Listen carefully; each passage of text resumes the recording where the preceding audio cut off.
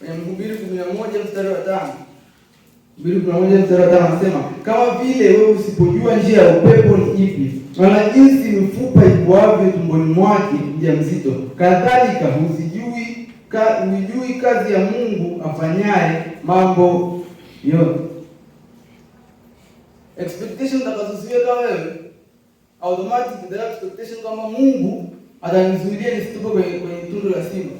Mungu atanizuilia nisitupe kwenye tanuru la moto. Kwa kawaida, kwa uwezo wa kufikiri wa binadamu, ila mpaka ufike level ya kuamini kwamba hata nikitupwa bado Mungu atakuwa pamoja na mimi kule ndani ya moto.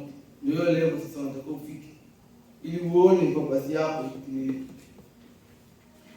Sasa tunasema zile expectation unazoziweka, ikitokea haijawa kama ilivyokuwa, ulivyopanga, ulivyotarajia, na kutengenezea disappointment ndani yako. Na huwa vitu vinaanza kwa kufuatana. Ukishapata disappointment, actually spiritual power ndani yako ina decline. Nguvu ya kuomba ndani yako inapungua. Na nguvu ya kuomba ikishapungua, na maombi hasa ndio tunasema ndio catalyzer au kutimilika kwa purpose na destiny iliyoko ndani yako. Yaani maombi ndio yanaruhusu kile kitu kitokee. Niseme catalyst kwa sababu bila catalyst ile hapo itatokea. Sasa ile kitu ile nimesikia mtumishi wa Mungu alisema ni incubator. Kwamba yaani sipeleka ni incubator kaleka hapo, itaharibika, itakuwa vile. Lakini ndio ni incubator inatoa kifaranga.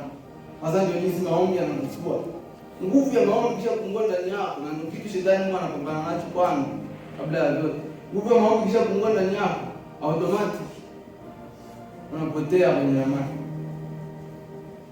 Kwa hiyo utakufanya hakikisha kila hatua unayoendea, rudi magotini, nenda kamuulize Mungu.